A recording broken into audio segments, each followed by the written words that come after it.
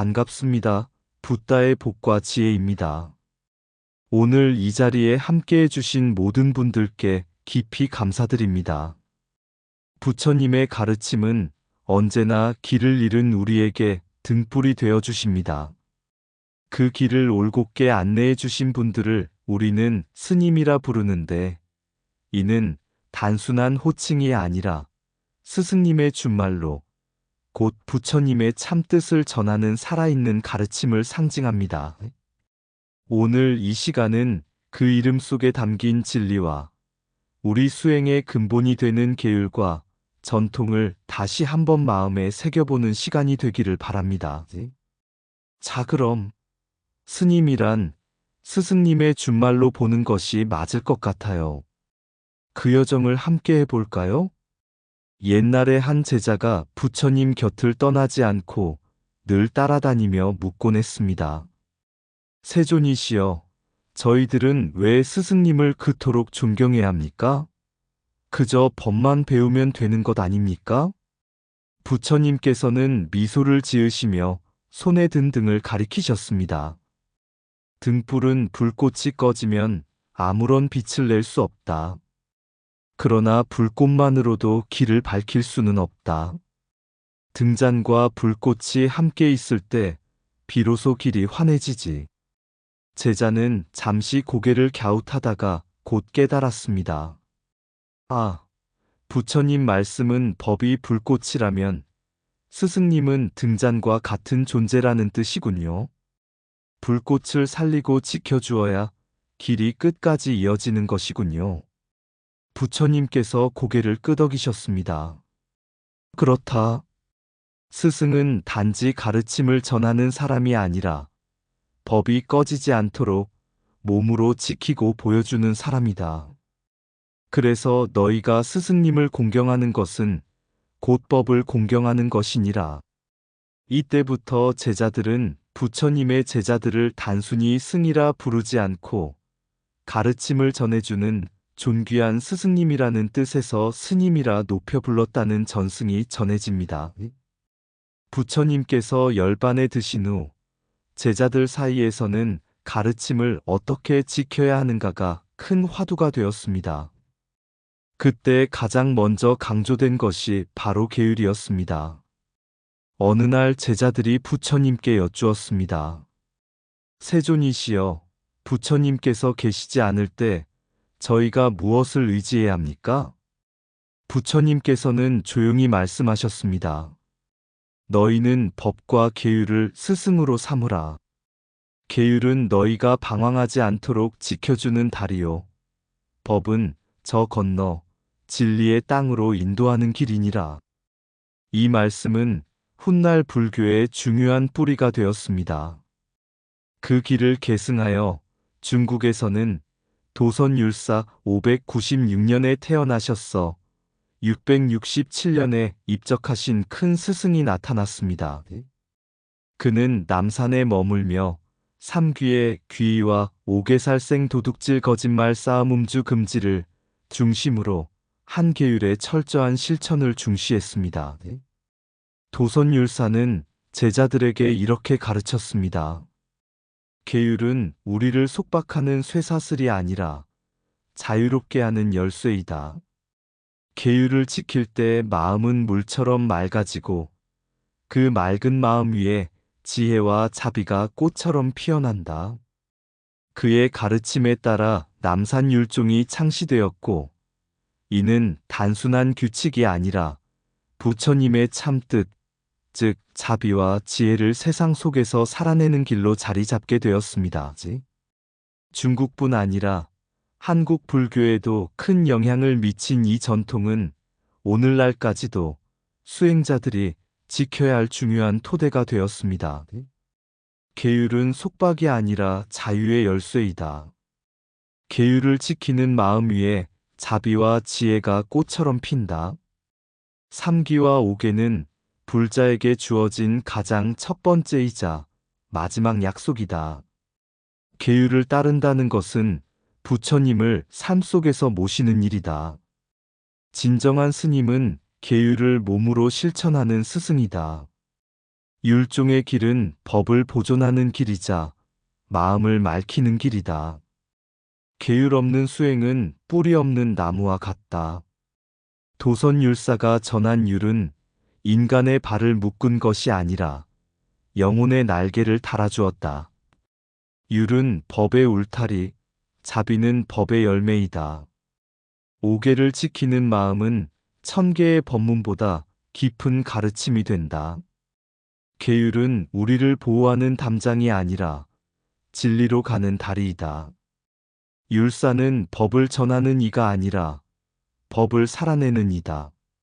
스님이라 불리는 것은 곧 스승님, 부처님의 길을 이어가는 분이라는 뜻이다. 계율은 삶을 제약하는 규칙이 아니라 고통을 벗어나는 길잡이다. 부처님은 법을 남기셨고 율사는 그 법을 지켜 오늘에 이르게 하셨다. 부처님 당시 많은 제자들이 각자의 자리에서 법을 전하고 계율을 지켰습니다.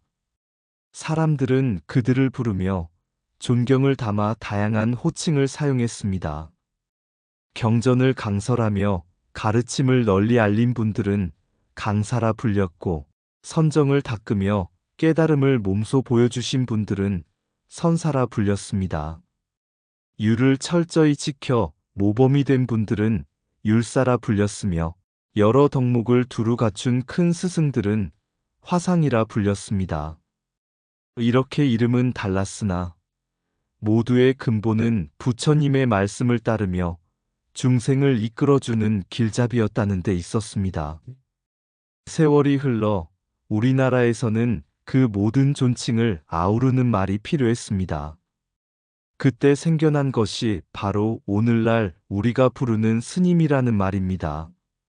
일부는 승을 높여 스님이라 했다가 변한 것이라 설명하지만 더 많은 이들은 스승님의 준말이라는 해석을 따릅니다. 이 해석이 더욱 진리에 가깝다고 보는 까닭은 부처님께서 항상 제자들에게 남기신 말씀 때문입니다. 너희는 나만을 의지하지 말고 법과 계율을 스승으로 삼으라. 즉, 스님은 단순한 수행자가 아니라 법과 계율을 몸으로 드러내어 스승이 되어주는 존재라는 뜻입니다. 따라서 우리가 스님이라 부를 때 그것은 단순한 존칭이 아니라 이분은 내 삶의 어둠을 밝혀주는 스승님이시다라는 깊은 공경과 믿음이 담겨 있는 것입니다. 정리하자면 강사, 선사, 화상, 율사 등은 각각의 수행 영역에서 빛난 존칭이었고, 스님은 이 모든 수행자의 가르침을 아우르며 부처님의 참뜻을 몸소 이어가는 스승님이라는 의미를 담고 있습니다. 스님이라 부르는 것은 단순한 호칭이 아니라 삶을 밝혀주는 스승님에 대한 존경이다. 강사는 가르침으로 길을 열고, 선사는 수행으로 길을 보이며, 율사는 계율로 길을 지킨다. 화상이라 불린 큰 스님은 시대의 등불이 되어 법과 선과 율을 함께 품었다. 스님은 승려가 아니라 스승님의 준말이다. 호칭은 달라도 뜻은 하나, 모두가 중생을 깨우치는 부처님의 대행자이다. 강사의 말씀은 귀를 열고, 선사의 수행은 눈을 열며, 율사의 계율은 마음을 연다. 스승을 공경하는 마음은 곧 법을 공경하는 마음이다. 스님은 계율을 몸에 지니고 자비를 행위로 보이며 지혜를 말씀으로 전하신다. 강사의 법문이 머리를 깨우치고, 선사의 선정이 가슴을 깨우치며, 율사의 계율이 삶을 깨우친다. 스님이라는 한마디 속에는 부처님의 참뜻이 고스란히 살아있다. 승려는 형상이고 스님은 그 형상에 깃든 진리의 이름이다. 스승님의 준말이 스님이듯 법의 준말이 곧 삶이다. 스님을 부르는 것은 그분을 높이는 것이 아니라 그 길을 따르겠다는 다짐이다.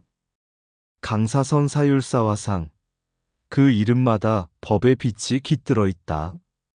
부처님은 법을 남기셨고 스님들은 그 법을 스승의 삶으로 드러내셨다. 부처님께서는 제자들에게 늘 강조하셨습니다. 계율은 중생을 억누르기 위한 것이 아니라 괴로움에서 벗어나도록 돕는 방편이다. 비구에게는 250개, 비구니에게는 347개가 주어졌습니다. 어떤 이는 묻습니다. 어째서 비구니의 계율이 더 많은가요? 이것은 여성에게 더 가혹한 것이 아닙니까? 그러자 한 율사가 대답했습니다. 계율은 짐이 아니라 보호의 그물이다. 고대 사회에서 여성은 홀로 길을 나서기 어려웠고 더 많은 제약 속에서 수행해야 했다. 그러므로 계율은 그들을 속박하려는 것이 아니라 오히려 보호하려는 자비의 장치였다. 이처럼 계율은 억압이 아니라 자비의 표현이었습니다. 자장율사는 신라에서 불교를 정립하며 계율을 철저히 지켰고 사람들은 그를 율사라 부르며 존경했습니다. 진표율사 또한 금산사와 법주사를 세우며 수행자들에게 계율의 소중함을 일깨웠습니다. 두 분은 한국 불교에서 율종의 정신을 실천한 큰 스승으로 길이 남았습니다. 부처님께서 남기신 계율은 오늘날 우리에게 이렇게 속삭입니다. 계율은 그저 규칙이 아니라 자비와 지혜를 살아내는 길이다.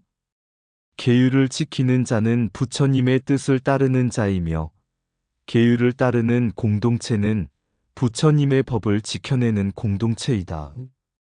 그래서 율종의 가르침은 단순히 조항을 나열하는 것이 아니라 자비와 지혜로 살아가는 삶의 틀을 세워주는 수행의 토대라 할 수 있습니다.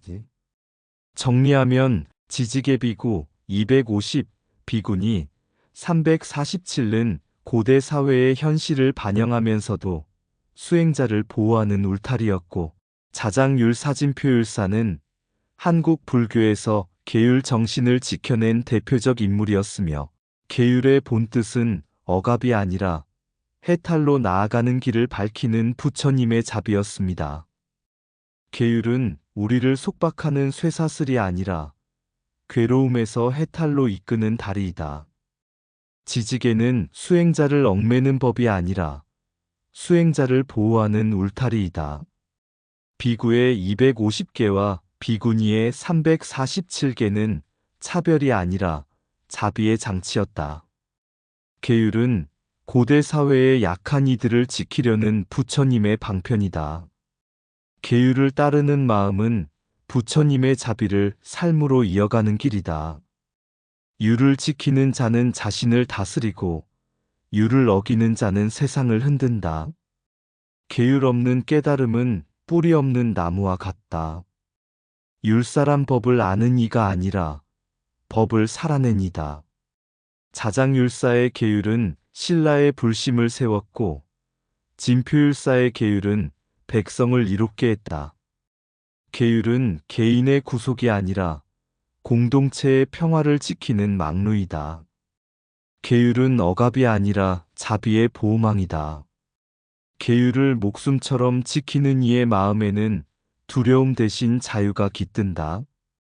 법은 진리의 등불이고 계율은 그 등불을 지켜내는 등잔이다. 계율은 세세생생 부처님을 잃지 않게 해주는 방편이다. 계율은 부처님 가르침의 문이자 해탈로 들어가는 열쇠이다. 부처님께서는 제자들에게 마지막까지 당부하셨습니다. 내가 열반한 뒤에는 법과 계율을 스승으로 삼아라. 이 말씀은 단순히 규칙을 지키라는 뜻이 아니라 계율을 통해 삶을 맑히고 법을 통해 지혜를 밝히라는 자비의 가르침이었습니다. 그래서 비구에게는 250개, 비구니에게는 347개가 주어졌습니다.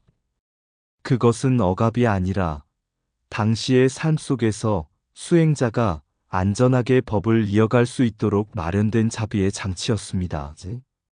신라의 자장율사와 진표율사는 이 뜻을 이어받아 한국 불교의 율종 전통을 세우고 계율의 정신을 나라와 백성 속에 뿌리내리게 하셨습니다.